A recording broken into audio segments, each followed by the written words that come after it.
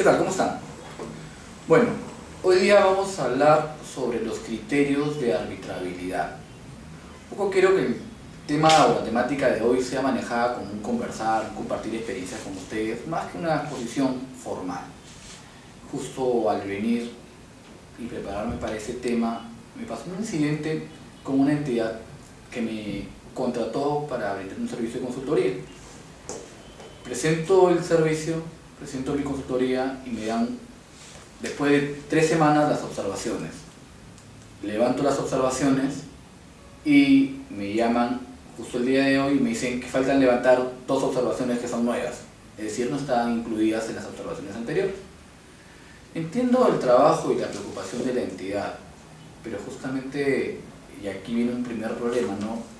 Estamos ante un proceso que formalmente no es un proceso, es una orden de servicio por un monto menor, casi alcanzando las 3 UITs.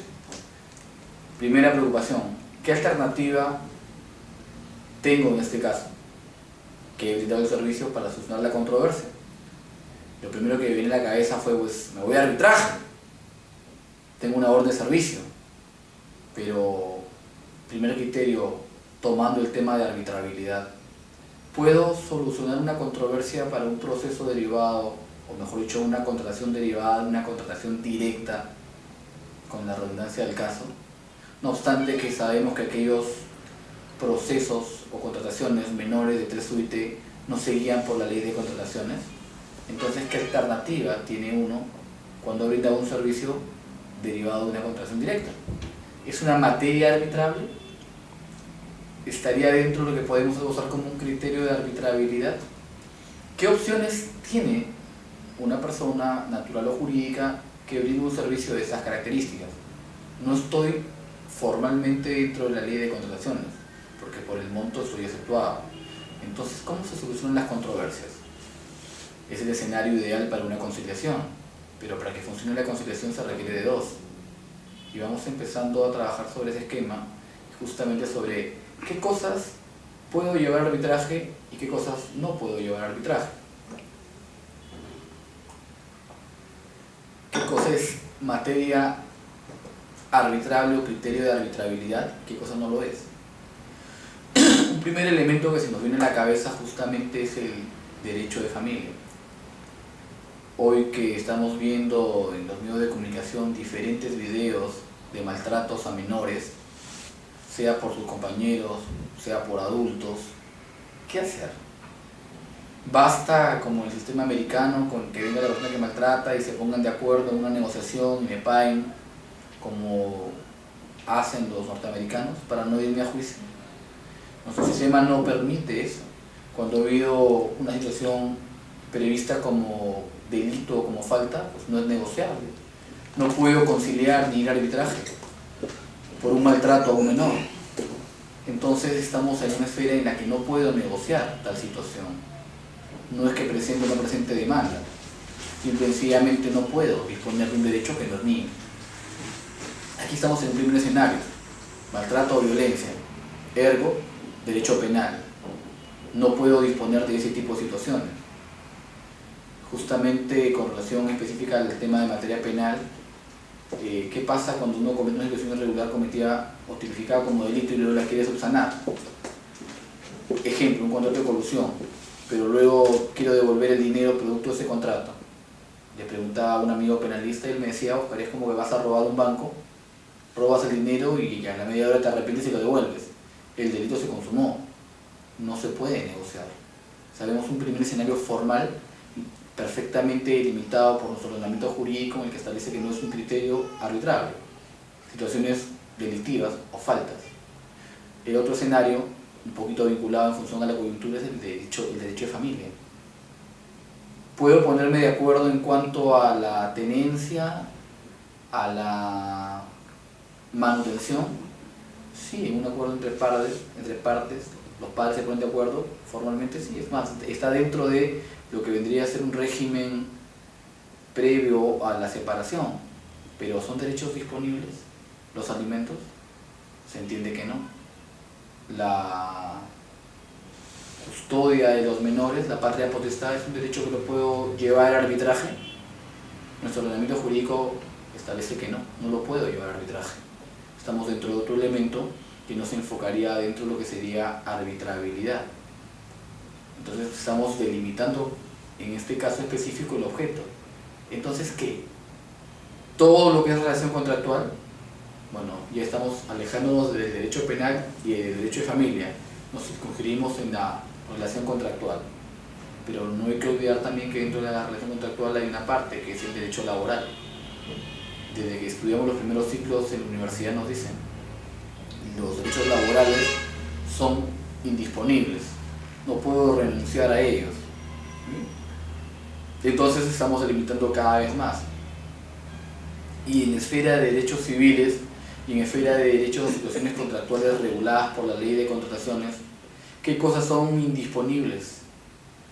La semana pasada tuve una audiencia en un arbitraje donde la posición de una de las partes es: no obstante que mediante un compromiso, un acuerdo conciliatorio se comprometió a renunciar a los gastos generales, lo está estableciendo como unas pretensiones en materia de arbitraje, argumentando que los gastos generales son irrenunciables.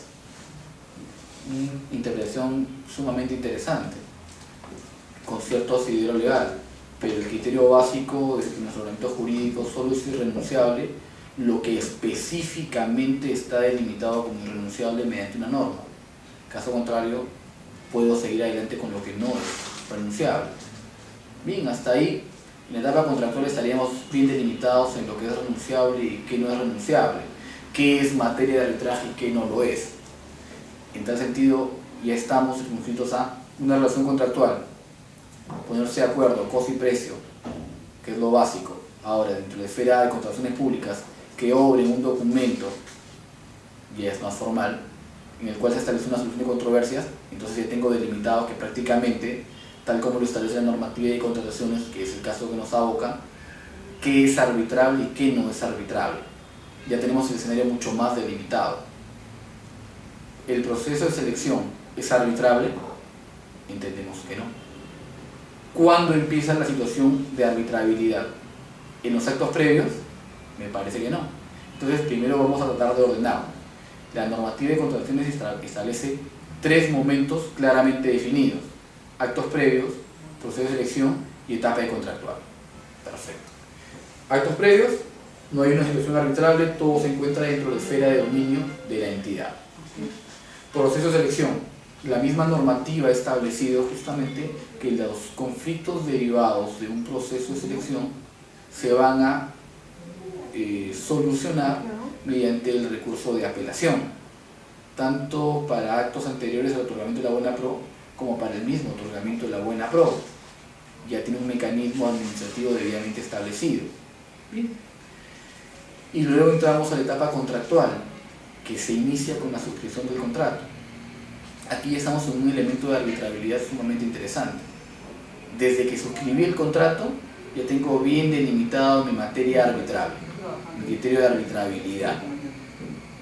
Y entonces cualquier controversia que surja desde que se inició el arbitraje hasta que ha quedado consentida la liquidación o la conformidad, o 15 días hábiles después de esta conformidad, puedo solucionar mi problemática mediante un arbitraje. Tengo un terreno perfectamente delimitado.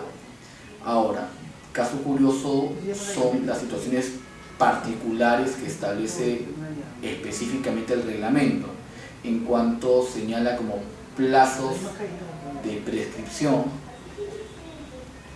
que tengo que llevar a controversia cualquier situación derivada en plazo de 15 días, usualmente. Pero la idea formal es, la normativa me establece un plazo que va desde el inicio del contrato hasta la conformidad. Es un plazo legal. Ya tenemos un aspecto mucho más centrado: criterios de arbitrabilidad, relación contractual, controversias derivadas en la normativa de contrataciones, luego suscrito el contrato. Incumplimiento es lo más usual. Falta de pago es la situación que conlleva al contratista. Hasta ahí estaría el escenario perfectamente delineado, pero puedo llevar todas las controversias suscitadas en la etapa contractual a arbitraje. Justamente al venir acá estaba entrando en blog de diferentes especialistas del tema. Uno de ellos es mi amigo Derek Latorre, que está entrando, y uno de los temas interesantes que está chequeando y que es una problemática usual dentro del mundo arbitral, es en cuanto a los adicionales de obra. Permítanme leer parte del artículo, es muy interesante. Es así, el artículo 41 de la Ley de Contrataciones del Estado, aprobado por el Decreto Legislativo 17, establece que la decisión de la entidad o de la Contraloría General de la República de aprobar o no la ejecución de prestaciones adicionales no podrá ser sometida a arbitraje. Es decir, ya encontramos una primera delimitación, un criterio no arbitrable con relación a aquellos adicionales que dependen de la Contraloría. Recordando, son aquellos que superan el 15%. Tampoco podrán ser sometidas a arbitraje las controversias referidas a la ejecución de las prestaciones adicionales de obra y mayores prestaciones de supervisión que requieran aprobación previa de la Contraloría General de la República. Ahora bien, tenemos que empezar a reflexionar sobre los temas. Lo que se ha establecido como no arbitrable en las decisiones de la entidad o de la Contraloría General de aprobar o no la ejecución de prestaciones adicionales, tampoco se podrán arbitrar las controversias relativas a la ejecución de las prestaciones adicionales de obra. Es el supuesto que estableció la norma. Pero, y aquí viene lo más importante, no se dice nada respecto a los pagos correspondientes a los adicionales aprobados, sea por la entidad o por la Contraloría. Entonces, puede someterse a arbitraje las controversias relativas a los pagos correspondientes a los adicionales. Lo que queda claro es que la norma específicamente no lo prohíbe. Es decir, estamos ante un supuesto en que la normativa establece que no se puede someter a arbitraje ciertos adicionales. No obstante, la normativa no prohíbe que se someta a arbitraje el pago de estos adicionales. Entonces, enfocándonos en el tema del criterio de arbitrabilidad, ¿qué puedo someter a arbitraje? La facultad de someter a adicionales cuando compete tal situación o tal decisión a la Contraloría porque se ha superado el 15%, formalmente no puedo. Ahora bien, ¿pero qué pasa en el supuesto que la entidad lo pagó? Un supuesto que en el caso específico de obras es sumamente frecuente. Uno dice, bueno, la norma ahora establece hasta el 25% como una límite para los adicionales. No obstante, el tope del 15% no está regulado por la Ley de Contrataciones, sino por la Ley del Sistema Nacional de Control. Establece que arriba del 15% de adicionales de obra requieren aprobación de Contraloría, lo que implica una situación técnicamente de desventaja. El criterio esbozado por la Contraloría es sumamente interesante. Ellos señalan que cuando se da una obra, todos los postores compiten por el límite, 90%. Pero aquel postor que se adjudica la obra y tiene que dar adicionales ya no compite con nadie, está solo. Y en tal sentido hay que regular y hay que supervisar de manera adecuada a ese contratista. El tema para mí va más allá de lo que es supervisable o no supervisable. El tema para mí es importante en cuanto a delimitar específicamente por qué ese porcentaje adicional superior no puede ir a arbitraje. Es decir, no hay un criterio técnico que establezca por qué hasta el 15% en adicionales puedo irme y debo irme a arbitraje. Correcto. Tengo un contrato de $1 millón. Mediante adicional, $150.000. Es decir, por $1.150.000 me voy a arbitraje. Pero sin embargo, si tengo adicionales que superan el 15% y estoy en $1.200.000, por ese cachito, por esos $50.000 de diferencia, tendría que irme al Poder Judicial. No resulta muy técnico y muy adecuado y se echa abajo todo el criterio que se ha querido ganar, o al menos que el Estado ha querido ganar, con el hecho de que los conflictos sean resueltos mediante arbitraje o conciliación. En este caso, por los montos son materias de conciliación. Pero el problema principal es, ¿y dónde está el soporte técnico? Es decir, no procede la arbitrabilidad para esas situaciones, puntualmente excluidas por una norma expresa. Pero ¿y el criterio técnico dónde está? O sea, ni siquiera estamos viendo la posibilidad de la facultad que tiene la entidad o del procedimiento que puede ser engorroso. Estamos viendo un criterio técnico. sumamente puntual. Si el arbitraje funciona para lo más grande y lo más importante, ¿por qué no funciona para ese aspecto que corresponde a la adicional superior al 15%? ¿Cuál es el asidero técnico? Independientemente de temas de competencia, responsabilidades que pueden o no tener los funcionarios y el contratista, independientemente de temas de buena fe o no. O sea, conflictos se van a dar en cualquier etapa del contrato. No quiere decir que haya alguien que haya actuado bien o haya actuado mal. Es otra situación.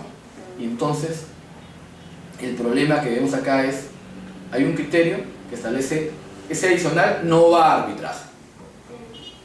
Aparentemente la cancha está pintada de una forma puntual, pero, y el problema principal viene acá, ¿qué pasa en los supuestos, que es sumamente común?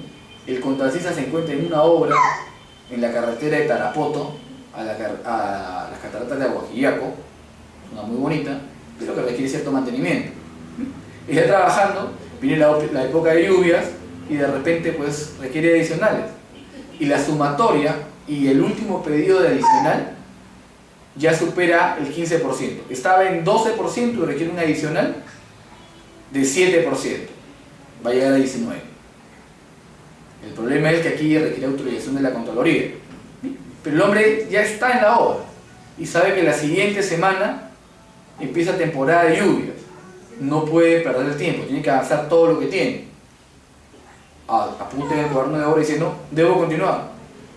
Pregunta a la entidad y la entidad le dice, correcto, continúa. Y no cumplen con el procedimiento administrativo de notificar a Contraloría.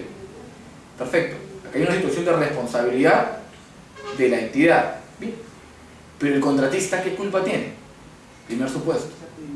Y justamente aquí es donde surge la duda, esbozada muy bien por mi amigo Eric, en la medida de, está prohibido el adicional.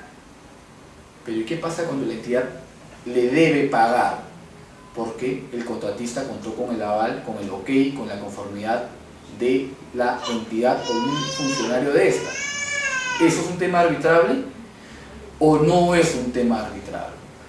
Es un tema sumamente interesante. Hasta ahora, formalmente la norma no lo prohíbe. Prohíbe llevar a arbitraje los adicionales que superen el 15%. Hasta ahí claro. Pero ¿y el pago? Ahora, lo cierto es que formalmente el pago deviene del adicional. Pero arbitrablemente estoy impedido. Mi posición particular es que no lo estoy. Pero esa es mi posición, la comparto con ustedes. Otro elemento importante que quería conversar, que por suerte de una u otra forma, esta norma actual de contrataciones lo ha superado con relación a la normativa anterior. Y es el hecho de que se pueda, mejor dicho, de que el contrato concluya con la conformidad o liquidación y el pago. Recordemos que la normativa anterior establecía que los plazos de vigencia contractuales son desde el día siguiente de la suscripción hasta la conformidad y liquidación. Y hasta ahí faltaba un elemento importante, el pago. El contratista no trabaja o no brinda el servicio para que le den la conformidad. El contratista brinda el servicio para que se efectúe el pago. Pero, ¿qué pasaba con la norma anterior? Cortaba un tema. La normativa establece que la vigencia para pedir arbitraje va desde suscribir el contrato hasta la conformidad del mismo.